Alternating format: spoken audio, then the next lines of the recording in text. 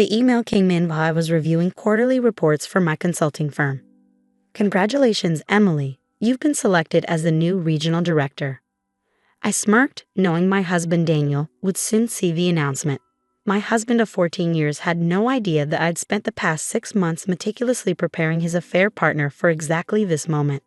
I first met Emily Lawson at a gala for a nonprofit a few months ago. She was ambitious, confident, and most importantly, had no idea who I was. Daniel had been careful to keep his affair and work life separate. He thought I was blind to the fact that for the last year, he'd been sneaking away for late-night rendezvous with her, while I found hotel receipts hidden in his coat pockets. He thought he was clever, telling me he was working late, while expense reports revealed romantic dinners for 2 at high-end restaurants. Don't worry about the new regional director, he could laugh just last week when I casually asked him about the leadership change. You're too old to feel threatened by her. At 43, I was just 3 years older than Daniel, but lately he'd been obsessed with youth, working out obsessively, buying flashy clothes, trying to recapture some lost sense of his prime years. I'd built my consulting firm from the ground up, achieving success that far surpassed his stagnant middle management position. It's cute how seriously you take your little business, he'd say. But my firm brought in triple his salary, something he conveniently ignored. When I first uncovered the affair, I had plenty of opportunities to confront him. But instead, I bided my time, making careful moves behind the scenes. I discreetly transferred our assets into separate accounts, kept a record of his misdeeds, and most crucially, I started attending the same industry events as Emily. Emily was everything Daniel had convinced himself he wanted. A 30-year-old go-getter, smart, talented, and eager to climb the corporate ladder. She didn't realize she was merely a pawn in my game. Over dinner after our third networking meeting, I casually offered to help her career. The regional director position is coming up, I mentioned, swirling my wine. With your background, you'd be perfect for it. I did mention that I sat on several boards of companies that worked directly with Daniel's firm, nor did I reveal that my influence could easily push her into the role. I'm not sure, she hesitated, visibly unsure of herself. I don't know if I have enough experience. Trust me, I smiled. I'll help you prepare for the interviews. I know exactly what they're looking for. For the next 6 months, I mentored Emily, connecting her with key people, helping her perfect her interview materials. All the while, Daniel's arrogance grew, and he became more dismissive of me, assuming that he could continue his affair in peace. The company-wide email announcing Emily's promotion came at exactly 9 a.m. By 9:05, Daniel was calling me in a panic. Did you see this? He demanded. They made Emily the new regional director. Oh, I feigned surprise. Emily who? Emily Lawson. She's too young and inexperienced for this role. This can't be right. I could picture him pacing in his office, hands running through his meticulously styled hair. But you always say younger people bring fresh perspectives, right? Maybe that's a good thing. He hung up before I could say another word. Later that evening, he returned home smelling of expensive whiskey, his face a mask of frustration. This is a disaster, he muttered, pulling at his tie. She's going to be my boss. How could they choose her over me? I'm sure she's qualified, I said nonchalantly while typing away at my laptop, reviewing Emily's first executive action, an in-depth audit of Daniel's entire department. I couldn't help but smile. She's not qualified, he grumbled. This is some political maneuvering, I can feel it. I don't buy it. Maybe she just interviewed well, I suggested. In the weeks that followed, Emily proved to be the meticulous, detail-oriented boss Daniel never expected. She scrutinized every expense, every long lunch, every late night at the office. She implemented new reporting procedures that made it nearly impossible for Daniel to cover personal costs with company funds, something I had documented over months. She's out to get me, Daniel complained one evening, referring to a client dinner he'd expensed. She said the receipt looked fishy. I knew exactly which receipt he meant.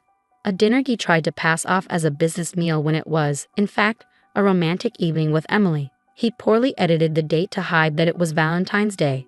Sounds stressful, I murmured, hiding my grin behind my wine glass. 3 months into Emily's role, she summoned Daniel to her office. I knew this was coming. We discussed it just the day before over lunch. Daniel came home early that evening, pale and shaken. I've been fired, he blurted. That witch found irregularities in my expense reports. She says I've been misusing company funds. Oh no, I gasped with feigned concern. Can they prove it? She had everything. Detailed records going back months, receipts for personal trips, even hotel charges. Someone must have been tracking me.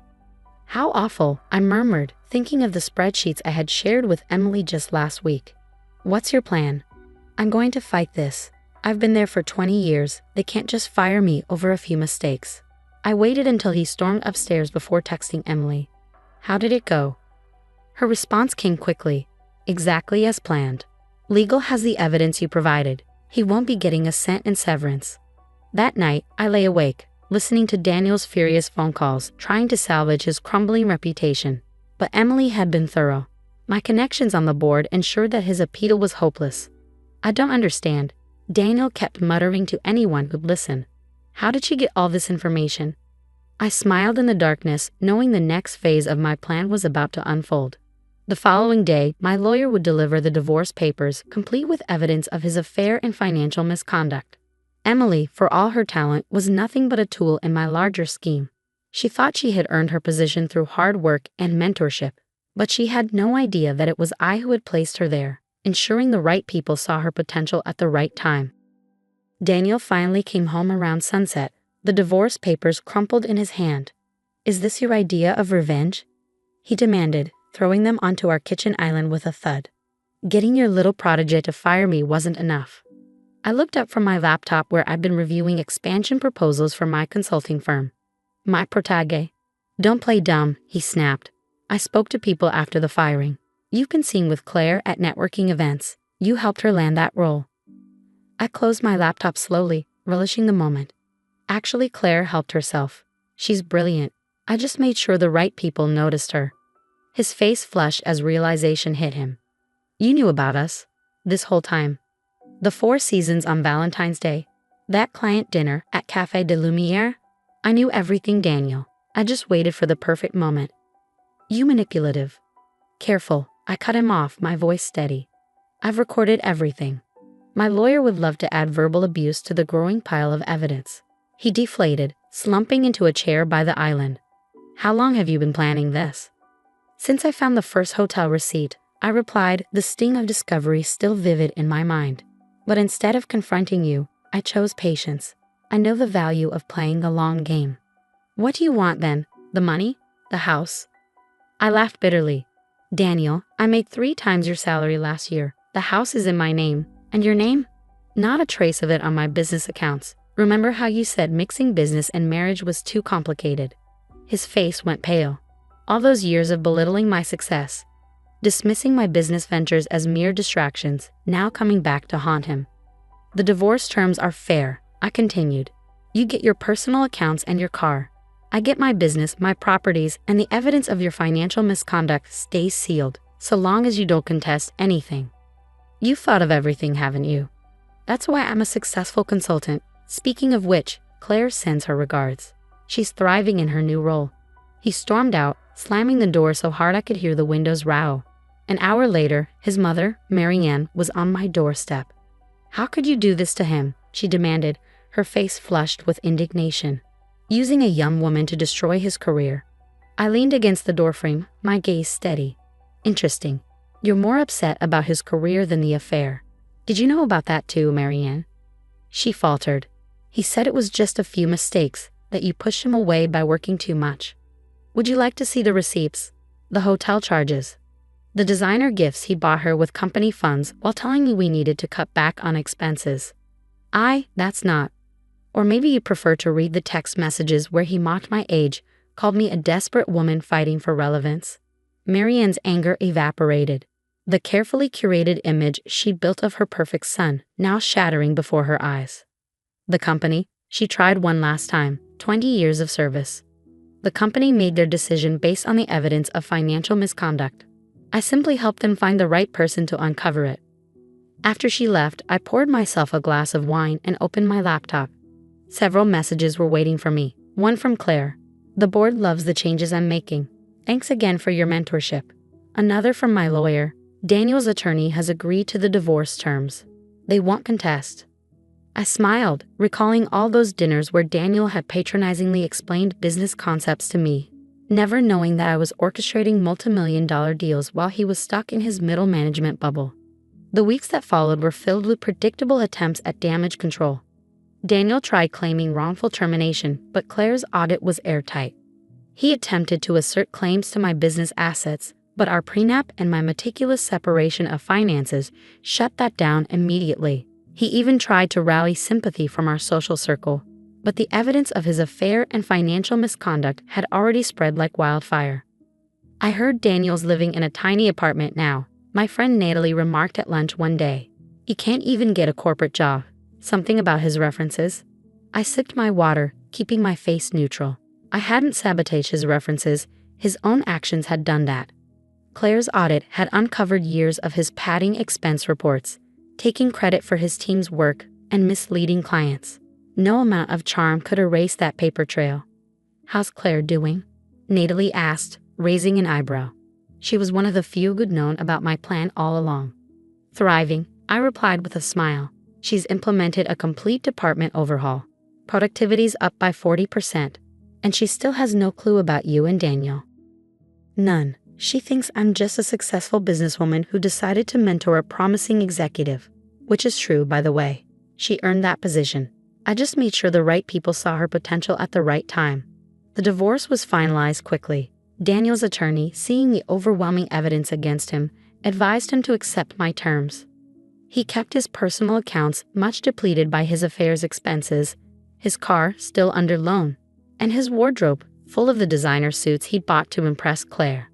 I kept my business, my properties, and my dignity. The evidence of his misconduct stayed sealed, a courtesy he didn't deserve but one that served my purposes perfectly. His professional collapse spoke for itself.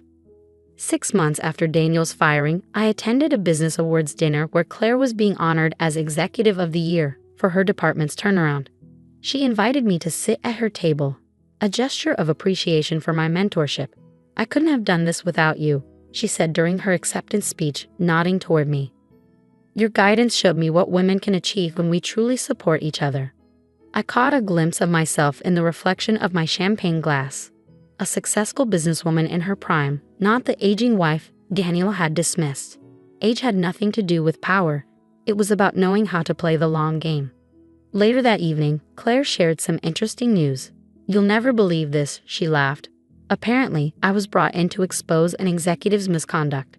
He'd been having an affair with someone in the company. Scandalous, right?" "Very scandalous," I agreed, hiding my smile behind my champagne flute. "Good thing you caught him." Later that night, alone in my house, never ours, since I'd inherited it from my grandmother and kept it in my name despite Daniel's insistence on adding his name to the deed, I received a final text from Daniel. "I know what you did. You orchestrated everything." I replied with a single word: "Prove it." Then I blocked his number and opened my laptop to review new proposals for my consulting firm. Daniel had thought he was upgrading to a younger, more ambitious partner, not realizing he was just a pawn in a game he didn't understand. Claire had unwittingly helped me get justice while advancing her own career, and I had proven that the most effective revenge isn't about tearing someone down. It's about making sure they destroy themselves while you're perfectly positioned to reap the benefits. Sometimes the best way to win isn't to break the rules, it's to understand them so well that you can use them to your advantage. Daniel had underestimated me, dismissed my business acumen as a hobby, mocked my age as a weakness. Those were the mistakes that would cost him everything. The story spread through business circles, though few knew the full truth. Some called it a tale of karma. Others labeled it corporate justice. For me, it was simpler than that. It was the result of someone who learned how to play the game and knew exactly when to make her move. That night, I raised a toast to Claire's success, to karma's impeccable timing, and to the sweet satisfaction of knowing that sometimes the best revenge is simply letting your adversary's own actions destroy them, while ensuring you come out on top.